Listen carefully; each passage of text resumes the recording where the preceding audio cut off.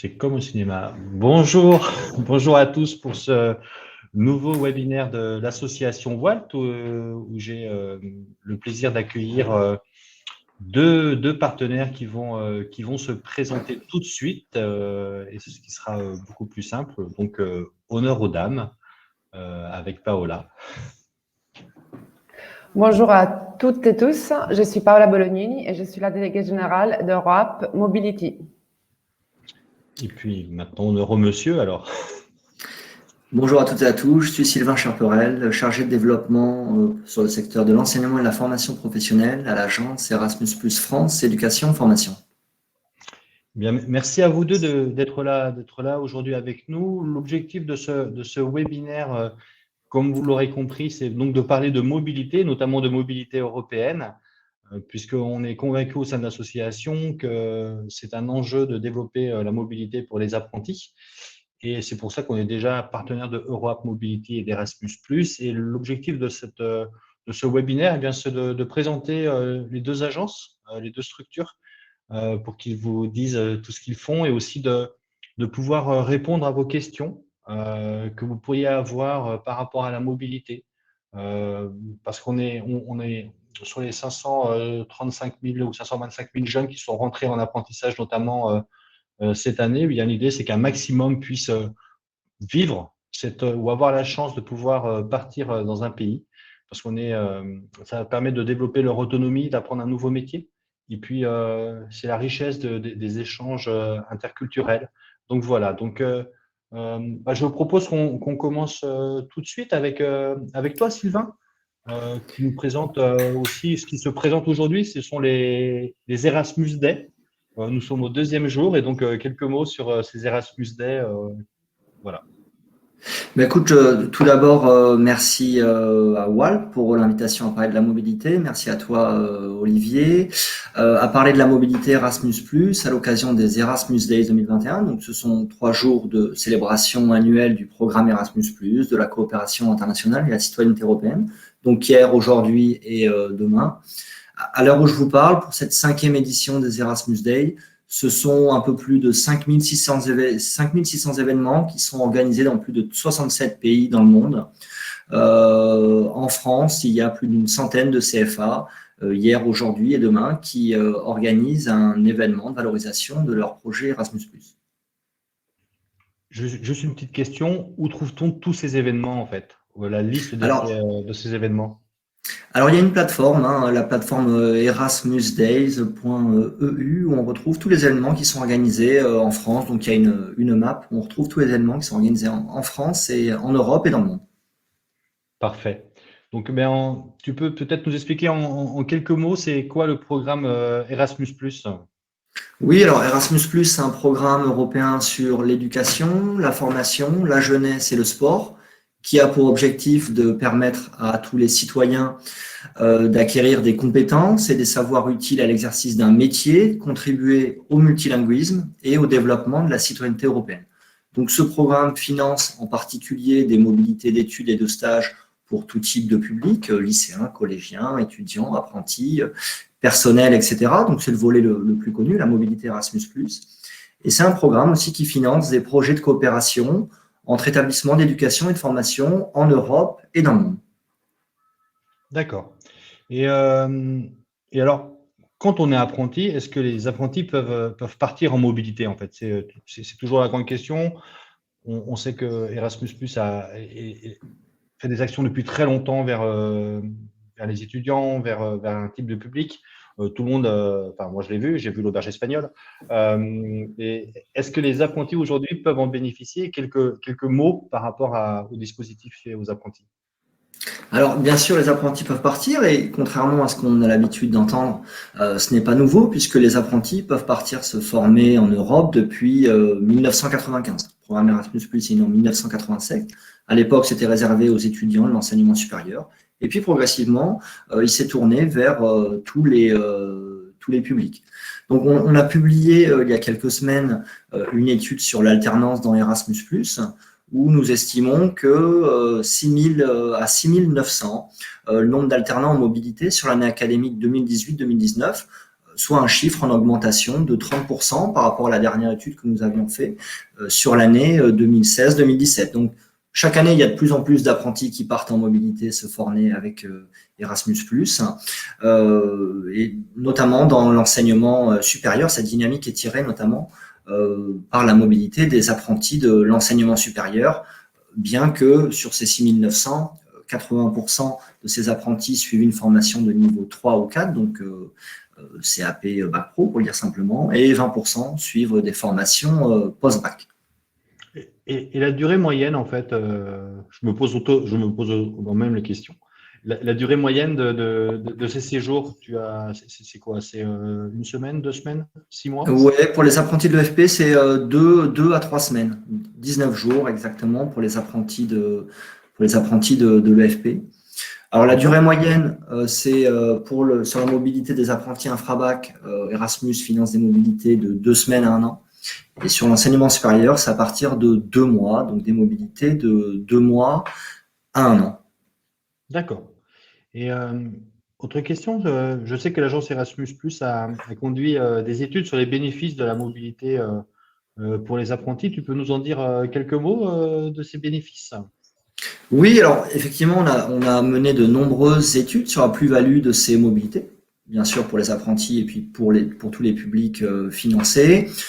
Les résultats de toutes ces études convergent et montrent l'intérêt et la richesse de ces périodes de formation à l'étranger, à la fois en termes de développement des compétences transversales, professionnelles, linguistiques, mais également en termes d'aptitude et de qualité personnelle, telles que l'ouverture d'esprit, la maturité, la confiance en soi. Partir se former à l'étranger, pour le dire simplement, c'est un vrai déclencheur de motivation chez les jeunes. 90% des apprentis qui ont vécu une période de mobilité dans leur parcours de formation sont enthousiastes, très enthousiastes sur l'expérience qu'ils ont vécue.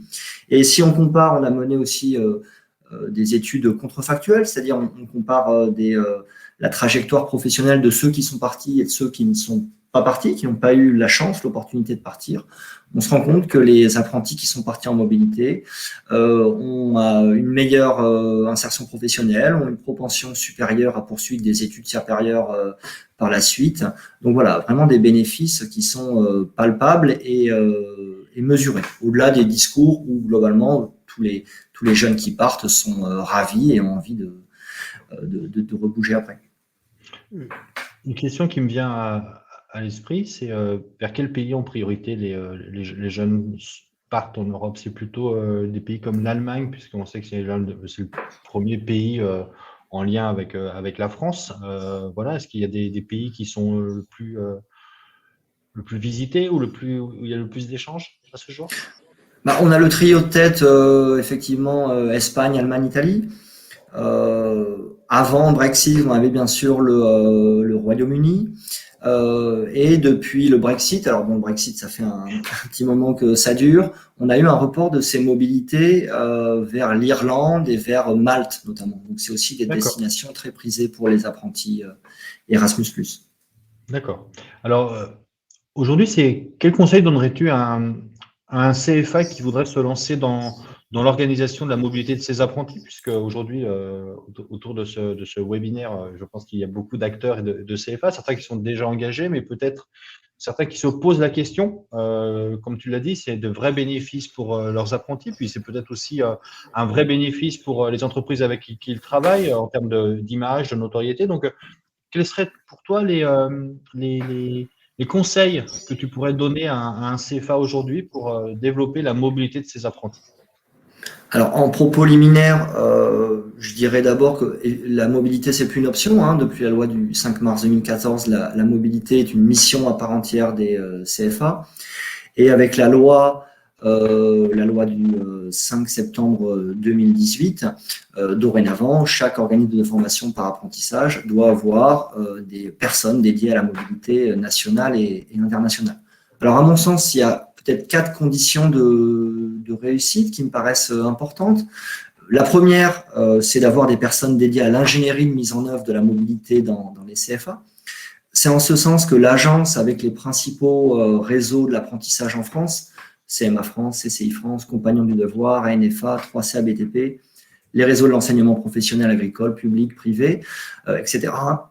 On a développé un programme de professionnalisation à destination des référents mobilité dans les organismes de formation par apprentissage, qu'ils soient d'ailleurs novices ou expérimentés. Alors ce programme, il est gratuit et il est clé en main pour tout type de CFA qui souhaiterait s'en saisir.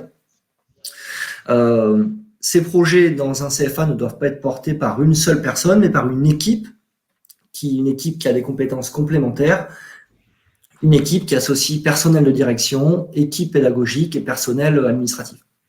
Deuxième condition, bien sûr, c'est connaître les opportunités de financement de la mobilité, celles proposées bien sûr par le programme Erasmus+, ou bien encore par les opérateurs de compétences, les régions, l'Office franco-allemand pour la jeunesse, Protandem, etc., etc. Troisième condition importante, c'est bien sûr de sensibiliser les entreprises à la plus-value de faire partir leurs salariés en alternance. Et enfin, la quatrième condition de réussite qui me paraît important, c'est aussi de développer la mobilité des personnels des CFA et des maîtres d'apprentissage qui deviennent par la suite eux-mêmes des prescripteurs de la mobilité. Donc à travers le programme Erasmus+, on finance bien sûr la mobilité des apprenants, des apprentis, mais également les personnels de direction, les personnels enseignants, les maîtres d'apprentissage peuvent aussi bénéficier de bourses pour aller se former, observer des pratiques, enseigner en Europe et dans le monde, puisque vous savez, depuis ce nouveau programme 2021-2027, les apprentis peuvent partir se former à la fois dans les 33 pays membres du programme Erasmus+, et également au-delà, à l'international, donc dans tous les autres pays du monde. Donc cette tendance, elle va s'accroître. Et puis bien sûr, vous savez, programme Erasmus+, les fonds ont doublé, presque doublé pour cette nouvelle période. Voilà, donc on espère avoir de plus en plus, bien sûr, d'apprentis qui partiront en mobilité. C'est ce qui nous réunit. Et alors, l'agence a des objectifs par rapport au nombre d'apprentis ou au nombre de CFA qui doivent ou qui pourraient s'engager dans les formations ou dans le… Parce que même si c'est une obligation, comme tu l'as dit, d'organiser la mobilité de ces apprentis, quand on voit qu'il y a à peu près, dans les chiffres, c'est 6500 apprentis qui sont partis en Europe, et on sait très bien qu'il y a aussi souvent des grands réseaux qui sont plus organisés ou plus structurés pour le faire. De là, est-ce que l'agence a des objectifs en termes de CFA qui pourraient accroître la mobilité, parce que nous, on est convaincus que ce sont les CFA qui sont d'abord les premiers acteurs de la mobilité de leurs apprentis. Je suis entièrement d'accord avec toi, Olivier. Effectivement, ce sont bien les CFA. Alors, les entreprises, il faut qu'elles soient d'accord, bien sûr, mais toute l'ingénierie de mise en place de projets de mobilité, effectivement, c'est du ressort des organismes de formation par apprentissage. Alors, avec le doublement du budget, on s'attend à avoir le double ou même le triple de personnes qui partiront en mobilité. Depuis le début du programme en 1987, c'est plus de 10 millions de citoyens européens qui sont partis se former à l'étranger. Il n'y a pas d'objectif sur les apprentis précisément, mais il y a un objectif national qui a été indiqué par Muriel Pénicaud, repris ensuite par Elisabeth Borne, qui est de porter à 15 000 le nombre d'alternants en mobilité à l'horizon 2022. Alors, ce n'est pas simplement le programme Erasmus+, puisqu'il y a bien sûr des apprentis qui partent aussi avec d'autres programmes, ceux que j'évoquais tout à l'heure, et puis qui partent aussi, bien sûr, avec des partenariats qui sont créés directement entre centres de formation par apprentissage en France et en Europe. Ok. Question. Alors, tu disais que… Alors, je pose des questions. Si vous avez des questions, je précise, vous avez un chat, n'hésitez pas, je lis les questions. Je pose celles qui me plaisent. Voilà. Non, je pose toutes les questions qui arrivent. Et puis, donc toi, plutôt, ton idée, c'est plutôt de faire des formations en intra. C'est plutôt un CFA qui doit porter la formation plutôt que plusieurs CFA ensemble. C'est juste une question technique. Non, pas du tout. Soit des CFA individuels, soit des consortiums dans le jargon Erasmus+. Alors, pour la mobilité des apprentis, Erasmus+, ce sont d'ailleurs principalement des consortiums qui portent des projets, hein, beaucoup plus que notamment ce qu'on voit dans les lycées professionnels, par exemple. Je pense notamment au projet de CCI France, des Compagnons du Devoir, du 3CABTP. Donc ce sont des portages au niveau national, et puis on a aussi des portages au niveau régional. C'est le cas notamment des chambres régionales des métiers de l'artisanat, c'est le cas aussi des fédérations régionales des MFR. Donc j'aurais tendance à dire, plus on est nombreux, plus ça facilite l'ingénierie derrière. Mais voilà, les deux options sont possibles. D'accord. Ce que je vais faire, c'est que on va reprendre toutes les questions et puis on les posera après vos interventions, mais n'hésitez pas à me poser les questions, parce que moi aussi j'en ai plein. Et puis ce que je propose, c'est qu'on passe là aussi la parole à Paola, pour qu'elle puisse on reviendra vers toi, Sylvain, parce qu'il y a déjà plein de questions, t'inquiète. On va passer la parole à Paola pour que tu puisses aussi nous présenter EuroApp Mobility. Voilà. Oui, tout à fait. Donc, EuroApp Mobility est une association sans but lucratif qui a été fondée il y a une année exactement par Jean Arthuis en collaboration avec plusieurs réseaux et organismes d'apprentissage. L'idée, c'est vraiment de fédérer plusieurs acteurs de la formation professionnelle en France, mais également en Europe. On en parlera peut-être après, autour d'un projet commun qui est celui de développer la mobilité des apprentis. Alors, quand on parle de mobilité, bien entendu, on a une approche large. Donc, la mobilité, c'est une période de formation, une expérience de formation à l'étranger, en Europe ou à l'international. Donc, ouvrir ses horizons professionnels et personnels grâce à ces expériences. Néanmoins, c'est vrai qu'EuroApp Mobility porte surtout ce qu'on appelle la mobilité longue, en sens plutôt Erasmus+, c'est-à-dire la mobilité des plus de 3 mois. Cela n'empêche absolument pas de répondre aux questions et de suivre aussi tout ce qui est la mobilité plus courte. Mais voilà, notre idée, c'est que plus longue est la mobilité, plus les bénéfices sont là pour les acteurs concernés, bien sûr les jeunes, mais également les organismes de formation et les entreprises. D'ailleurs, dans notre conseil d'administration, effectivement, nous avons également des représentants des entreprises. On a les Global Apprenticeship Network et nous avons récemment aussi des nouveaux membres tels que l'INFA, l'UIMM. Et voilà, vous aurez le loisir d'aller, si vous voulez, chercher davantage d'informations sur notre site internet. Donc, je rebondis par rapport à ce qu'il disait Sylvain tout à l'heure, que j'ai trouvé très intéressant. Et c'est vrai que quelque part, les 4 points qui a cités un peu comme conditions prérequis pour développer vraiment la mobilité dans les domaines de l'apprentissage font vraiment écho au manifeste qui a été adopté par EuroApp Mobility le 17 septembre dernier lors des États généraux de la mobilité des apprentis, dont peut-être vous avez entendu parler, et si ce n'était pas le cas, je vous invite à aller voir sur notre site internet, il y a la replay. En tout cas, on a fait un constat grâce au projet pilote qui a été précurseur des EuroApp Mobility, qui était un projet pilote qui s'appelait EuroApp, qui a été mené entre 2016 et 2019 et chapeauté en France par les Compagnons du Devoir. On a identifié des freins à la mobilité longue des alternants, parce que ce sont des apprentis, mais en France, il s'agit aussi des contrats pro. Et suite à ça, on a voulu créer cette association et essayer avec les manifestes déjà bâtir des pistes pour répondre aux freins de la mobilité. Et du coup, voilà, les manifestes, ils s'articulent autour des 5 points.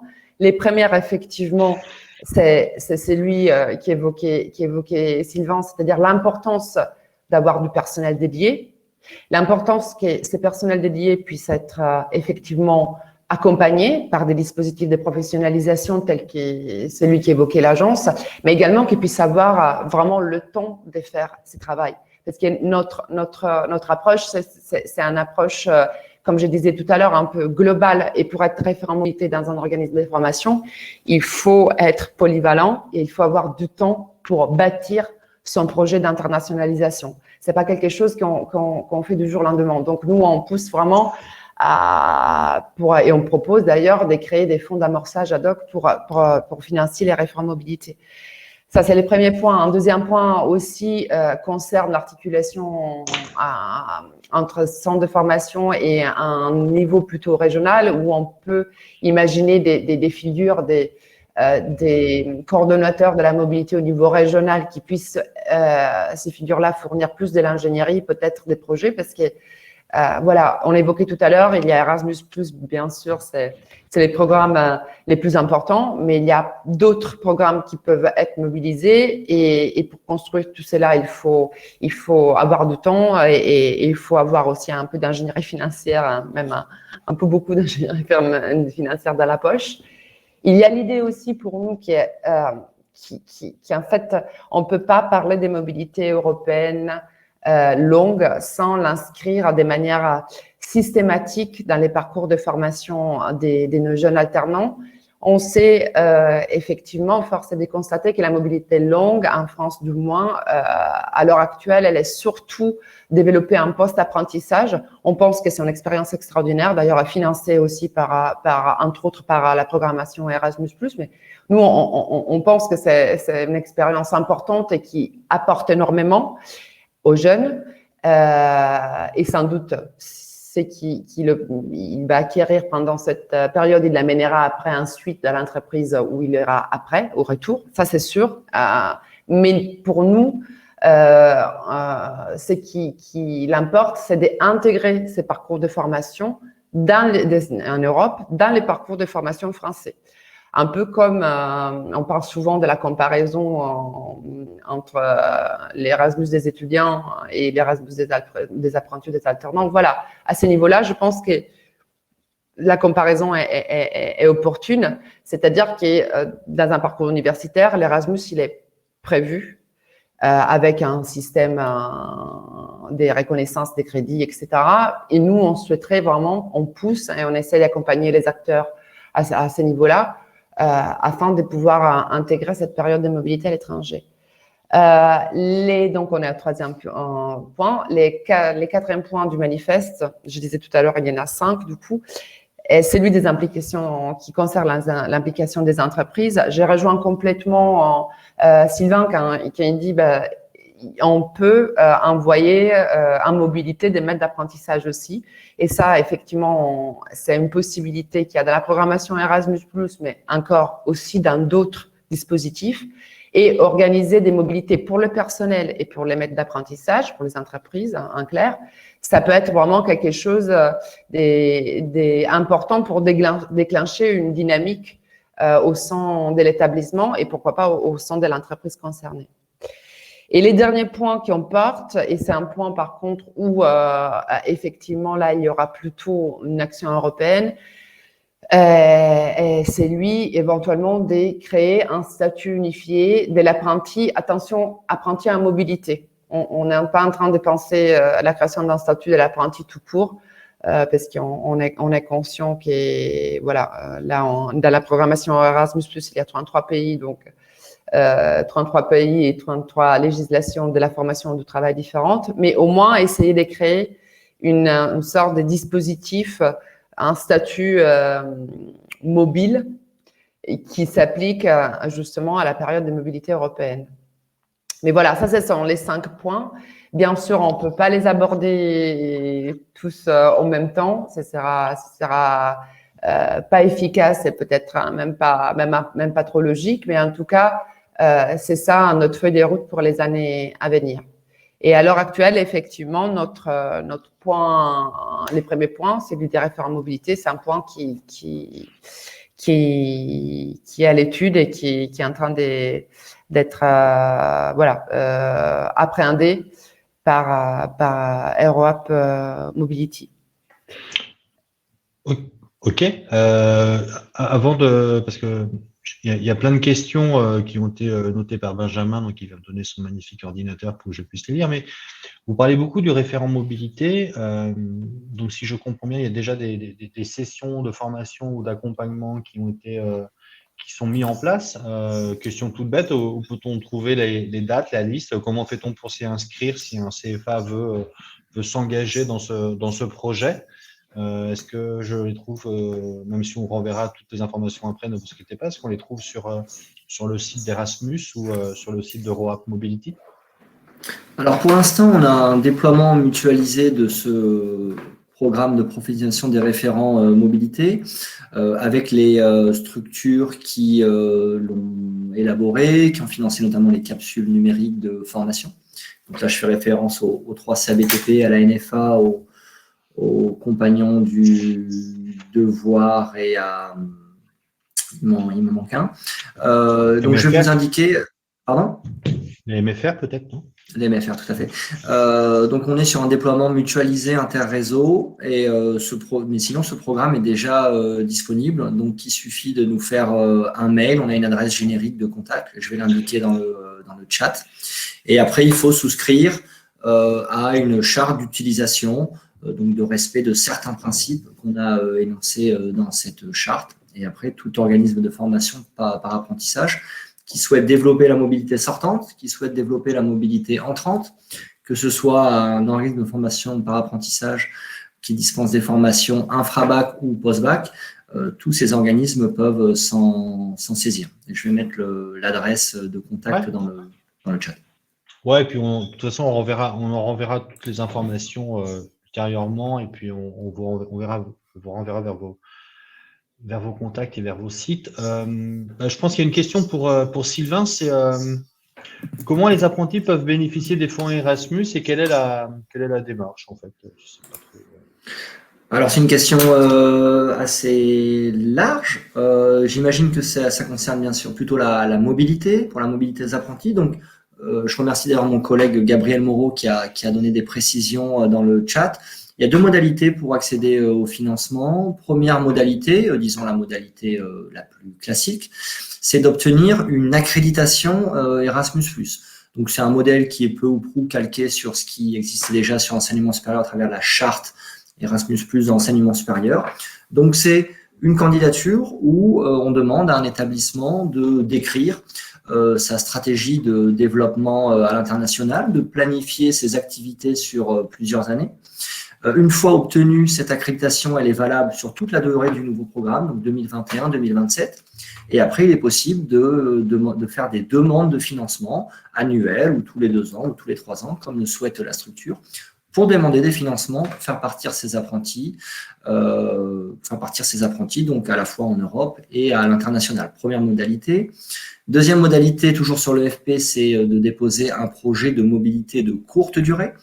Alors, c'est le projet qui est court, qui est de courte durée, c'est pas la mobilité, puisqu'il est possible de faire exactement les mêmes activités à travers les financements liés à une accréditation Erasmus+, et à travers un projet de mobilité de courte durée. Donc là, c'est plutôt un dispositif qui est plutôt pour le dire simplement, pour mettre le pied à l'étrier pour des structures qui n'ont pas l'habitude qui n'ont jamais demandé des financements Erasmus+. Et on attend bien sûr après que ces structures qui se sont lancées à travers ces projets de mobilité de courte durée demandent une accréditation Erasmus+ sur le secteur de l'enseignement et de la formation professionnelle. Pour tout ce qui concerne la mobilité des apprentis donc post-bac, niveau 5 et plus, il faut demander, donc toujours pareil, une autre porte d'entrée.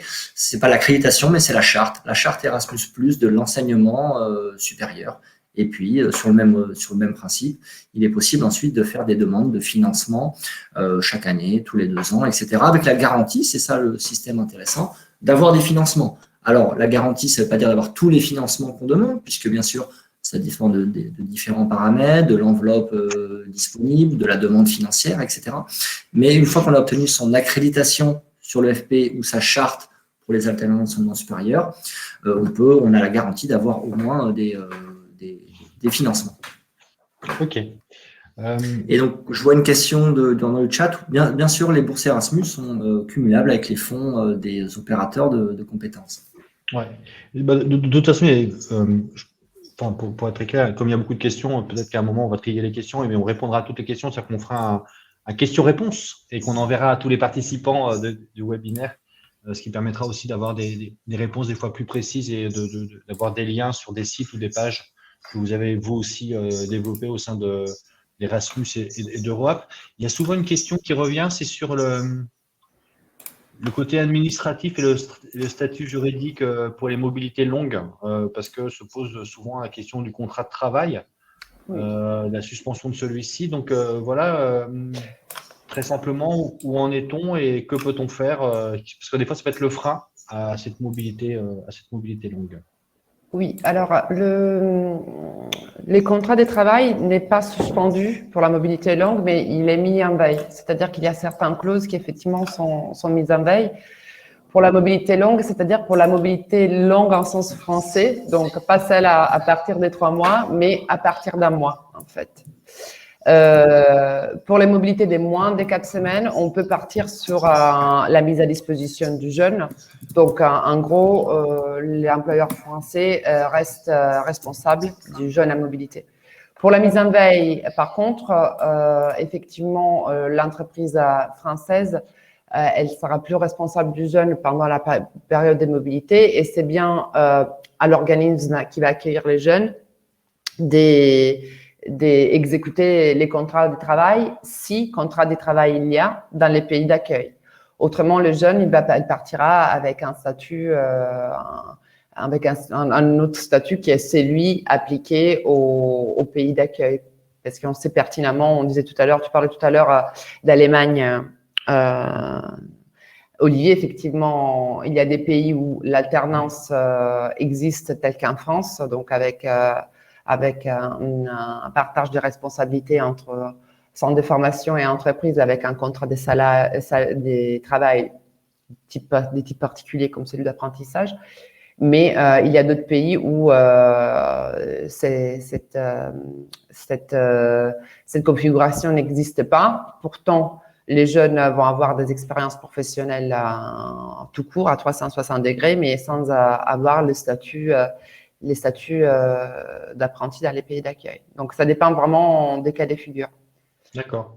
En tout cas, nous, avec l'agence Erasmus+, avec la DGFP aussi, la délégation pour l'emploi et la formation professionnelle, on creuse bien les questions et on a, par rapport à ces genres de questions, vous pouvez nous adresser des messages. Je pense que vous avez dans le chat le contact générique d'Europe Mobility. Donc, et régulièrement, on met à jour sur le site internet les choses. Alors, j'en profite parce que j'ai pas vu s'ils ont posé la question, mais je pense que ça va être posé effectivement. À l'heure actuelle, en France, on a un système qui, comme je disais tout à l'heure, oblige la mise en veille pour les mobilités de plus de 4 semaines. Ça fait désormais plus d'une année, même une année et demie, que les gouvernements, il est au courant du fait qu'il faut mettre en place un véhicule législatif pour rendre la mise à disposition possible aussi pour la mobilité de plus de 4 semaines. Les véhicules législatifs, il est prêt. Il faut trouver un créneau au niveau de l'agenda législatif pour insérer cette modification, mais toutes les parties prenantes sont bien au courant de cette nécessité. Et voilà, nous avons tous bien entendu la voix des porteurs de projets et la voix du terrain qui demande un changement dans ce sens-là. Pour permettre en gros à l'employeur et au CFA de choisir ou bien la mise en veille ou bien la mise à disposition, quelle que soit la période de mobilité en fait. Je pense que comme la France va prendre la présidence de l'Union européenne, peut-être que ça sera réglé plus facilement. Une question un peu technique d'un CFA, c'est quand je l'interprète peut-être la question, mais quand l'apprenti part à l'étranger, en Europe, est-ce que quid du financement de la formation, puisqu'il n'est plus dans le CFA, c'est des heures qui sont comprises dans les heures de formation, on en revient à un côté financement pour le CFA, est-ce que ça enlève une partie du coût de la formation ou pas? Qui a la réponse répond. Non, je suis pas sûre d'avoir compris. Tu veux dire le coût des pédagogiques de l'action de formation à l'étranger? Si le jeune part un mois à l'étranger, ça enlève des heures dans le coût dans le nombre d'heures global de la formation. Est-ce que dans ces cas-là, le CFA est quand même rémunéré ou pas? Voilà. Si on n'a pas la question, si on n'a pas la réponse, Alors, on n'a pas la réponse. La question, je pense que c'est les CFA. La prise en charge de la part des OPCO reste la même si les jeunes est en mobilité ou pas. Si c'est ça, si je comprends bien. C'est la réponse. Je comprends bien. Alors, par contre, ce qu'on peut dire peut-être, n'hésite pas, Sylvain, à compléter si je ne suis pas assez exhaustive, mais les OPCO, et on a 11 OPCO en France, les OPCO sont, il y a des frais qui sont pris en charge par les OPCO qui sont des frais obligatoires, et notamment ce sont les frais de la rémunération du référent mobilité, les frais d'organisation, les frais d'ingénierie, et tout OPCO a sa politique et tout OPCO a une prise en charge à ces niveaux-là, différentes selon les OPCO. On n'est pas dans un système où les 11 OPCO ont la même prise en charge. On souhaiterait, mais c'est pas le cas. Mais en tout cas, cette prise en charge-là, elle est obligatoire. Et après, il y a une prise en charge qu'on appelle facultative. Il y a certains OPCO qui se sont, en 2021, l'année dernière et fin 2020 plutôt, se sont positionnés par rapport à ça. Donc, certains OPCO, pas tous les OPCO, mais prennent en charge des frais qui sont plutôt fléchés, disons, sur la période de mobilité en elle-même du jeune. Donc, ils peuvent aller effectivement compléter les frais d'hébergement, les frais de restauration. Il me semble de mémoire les visas aussi, les frais de vaccination, voilà. Et c'est pour ça que j'ai parlé tout à l'heure de l'ingénierie financière, parce que ces fonds sont tout à fait compatibles avec à la fois les fonds Erasmus+, mais également avec les fonds d'Elophage, les fonds des Protandem, les fonds des conseils régionaux, les fonds de l'Office franco-québécois pour la jeunesse. Après, je ne liste pas tout parce que je vais que c'est quelqu'un que je vais sans doute oublier. Mais en tout cas, c'est pour ça que j'ai pointé un peu l'attention sur cette ingénierie financière qu'il faut faire. Ok, merci beaucoup. J'ai une question. Qui va trouver l'école? Puisque de fait, alors, qu'en est-il de la formation pendant la mobilité de l'apprenant dans le pays et comment fait-on pour trouver les écoles? Est-ce qu'il y a déjà des écoles ou des CFA qui sont listées au sein de Erasmus et d'EAM qui permettraient à des CFA en France de les contacter, de s'engager avec eux dans cette mobilité? Puisque s'il faut continuer à former l'apprenti, notamment dans une mobilité longue en Europe, comment fait-on pour trouver les CFA ou les partenaires? Parce que souvent, c'est la problématique, c'est quand on commence en fait. Quand on commence, il y a beaucoup de questions auxquelles on doit répondre. Et je pense que trouver le partenaire ou l'acteur dans l'autre pays est une des questions premières. Voilà. Alors, je vais laisser répondre Paola, juste pour dire que non, du côté Erasmus+, nous n'avons pas de liste d'organismes de formation pour une mise en contact. La grande difficulté sur l'enseignement de la formation professionnelle, c'est qu'il n'y a pas une seule et unique plateforme de mise en relation. On peut passer par eTwinning, on peut passer par Epal, on peut passer par Eras Mobility. On peut bien sûr aller regarder aussi sur la plateforme de valorisation des résultats de projet Erasmus+, pour avoir des idées sur des organismes de formation, des entreprises, donc des organismes de placement pour des stages à l'étranger. Du côté Erasmus+, on a aussi la possibilité de participer à des séminaires de contact européens. Et donc, je te laisse la parole, Paola, pour expliquer peut-être la plateforme que vous êtes en train de développer, que vous avez développée là-dessus. Exactement, merci Sylvain. Oui, effectivement, en complément de tout ce qui vient d'évoquer Sylvain, qui sont des outils qui marchent bien, eTwinning notamment, je pense eTwinning notamment, mais les autres aussi. Il y en a d'autres, mais voilà, je voudrais juste dire que la prise des contacts avec des partenaires, c'est un travail important du référent mobilité. C'est pas quelque chose qu'on fait un peu, un quart d'heure par semaine. Je vais chercher des partenaires. Il faut vraiment y dédier du temps. Et c'est un peu les clés aussi de la réussite du projet. Donc, puisque nous, au niveau de notre association, on s'est bien rendu compte à travers les projets pilotes, mais aussi en entendant les acteurs du terrain, que cette mise en relation entre les partenaires pouvait effectivement ne pas être si simple. Donc, depuis quelques mois, on développe un outil digital de mise en relation des acteurs, un outil de matching. Voilà, donc c'est une plateforme qui fonctionne en trouvant un peu les correspondances entre les organismes de formation, les entreprises et les jeunes. On a lancé la version bêta, on l'a présentée plutôt au grand public lors des États généraux de la mobilité européenne. Là, nous sommes en train de la faire connaître de manière capillaire aux partenaires européens, parce que c'est une plateforme européenne, donc ce sera dommage qu'il n'y ait que des organismes de formation français qui se connectent. Surtout, ce ne sera pas très utile, en fait, parce que l'idée, c'est pouvoir mettre en relation différents pays. Et on lancera au grand public la plateforme en janvier 2022. Mais l'idée, voilà, c'était pouvoir créer vraiment un lieu de rencontre, pas uniquement des organismes de formation et des entreprises, mais qu'à terme, les jeunes aussi puissent se connecter et puissent chercher et dire à leur CFA, j'ai trouvé une entreprise en Finlande qui fait apparemment des choses intéressantes et qui est disponible à m'accueillir en mobilité. Voilà, rendre les trois acteurs actifs et proactifs, comme disent les Anglais, dans la démarche. Après, on a aussi on a aussi procédé de manière pragmatique. Donc, pour l'instant, on a la première fonctionnalité qu'on a développée de la plateforme, c'est pour les organismes de formation. Et là, entre fin octobre et novembre, on aura aussi l'espace entreprise et l'espace jeune.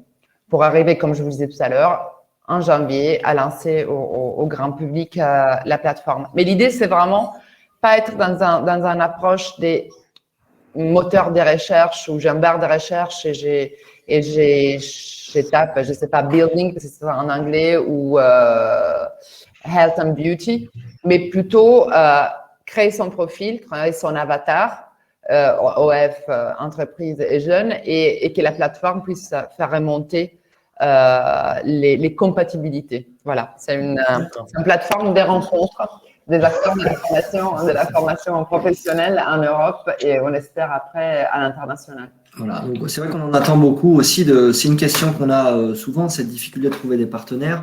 Après, les CFA qui font partie du réseau historique de l'apprentissage, CCI France, CMA France, Compagnon, ANFA, etc.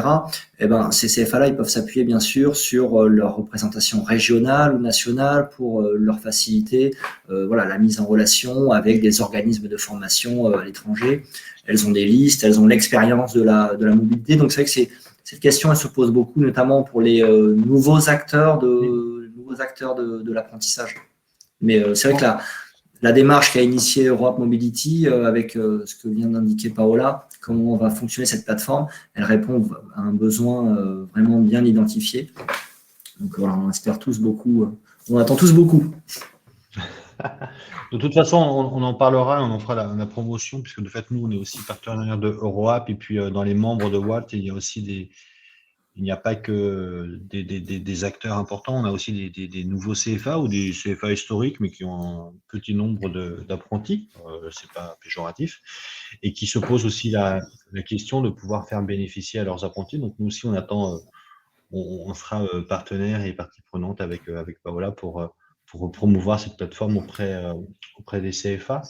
Je pense qu'en fait, on a presque fait le tour de toutes les questions. De toute façon, si on n'a pas répondu à toutes les questions, ne vous inquiétez pas. Comme je vous l'ai dit, on va les lister. Je n'y répondrai pas. Ce sera Paola et Sylvain qui pourront y répondre et on vous renverra les réponses, les réponses par mail. Comme ça fera un petit question-réponse. On adore les questions-réponses dans l'information. Voilà. Pour terminer, si vous aviez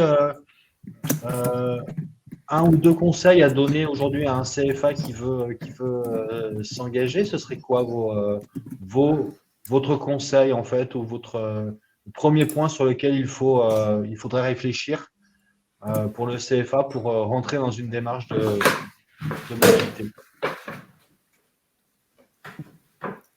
Vas-y, Paola, je te laisse répondre. Honneur aux dames. Honneur aux dames. Ah, merci beaucoup. C'est ça. C'est question peut-être chaude. Honneur aux dames. Non, non. Hop là. Pour moi, c'est l'idée de, justement, c'est lancé, mais c'est lancé en ayant étudié et réfléchi à qu'est-ce qu'on veut faire. C'est-à-dire qu'il faut vraiment, pour moi, l'internationalisation, la mobilité européenne, la mobilité internationale, elles font partie d'un projet pédagogique de l'organisme de formation. Et il faut se poser, c'est dire qu'est-ce qu'on va faire, qu'est-ce qu'on va mettre en priorité, quels sont les besoins des jeunes, mais quels sont les besoins aussi de nos partenaires, des entreprises. C'est lancé, mais intelligemment et en ayant pris le temps de réfléchir à sa propre stratégie. Ok. Et là, Sylvain va dire, je dirais comme Paola. Je dirais Non, mais effectivement, je dirais exactement comme Paola, elle a tout à fait raison. La mobilité, c'est pas une fin en soi, elle doit servir à un projet pédagogique qui est construit par les équipes enseignantes, les personnels de direction. Et c'est sur ça que on invite les structures, quand on leur demande de déposer une accréditation Erasmus+, c'est de se projeter sur plusieurs années. Qu'est-ce que vous voulez faire? Comment vous voulez développer les compétences de vos apprenants et de vos personnels, comment l'international pourrait servir ces personnes dans leur insertion professionnelle pour les apprentis, dans leur pratique professionnelle pour les enseignants. Donc c'est exactement ça, se mettre autour d'une table et réfléchir à ce qu'on pourrait faire dans les années qui viennent. C'est le sens de l'accréditation Erasmus+, en tout cas. D'accord. Et inclure, si je peux me permettre, également, selon le type de mobilité, selon l'âge du départ de la personne en question, mais pourquoi pas inclure aussi les jeunes dans la détection de ses besoins, de ses envies, plus la mobilité est longue, je pense, ou pour des niveaux supérieurs, inclure aussi également les jeunes dans cette fameuse réunion autour de la table. Ouais. Merci beaucoup à vous deux pour cette participation à ce webinaire sur la mobilité. Moi, j'ai trouvé ça très instructif. Et merci à tous les participants qui nous ont écoutés. Vous allez recevoir de toute façon ce webinaire par mail. Et puis, comme on vous l'a dit, chose promise, chose due, on va relister toutes les questions. On vous renverra, alors peut-être pas dans la journée, mais très rapidement, les réponses à toutes ces questions. Comme ça, vous aurez tous les contacts également avec Paola de ROAP ou Sylvain d'Erasmus+, et qui sont eux les experts par rapport à la mobilité et qui pourront vous accompagner dans ce projet. Donc, merci beaucoup à vous tous. On fera d'autres webinaires sur d'autres thèmes. Et si vous avez aussi des thèmes sur lesquels vous voudriez travailler, n'hésitez pas à nous les soumettre à Walt. Et puis, on se fera un plaisir d'inviter d'autres experts du même niveau que Paola et Sylvain pour vous apporter toutes les réponses à vos questions. Bien, merci beaucoup. Et vive les Erasmus Days, hein. C'est une fête quand même. C'est encore jusqu'à demain soir. Oui, jusqu'à demain soir, vous avez le temps de faire la fête. C'est ça, en attendant l'année prochaine. Et voilà, donc merci beaucoup à vous deux et merci beaucoup à vous tous. Et surtout, je vous souhaite une bonne fin de journée et un bon week-end et à très bientôt. Merci. Merci beaucoup. Au revoir. Au revoir.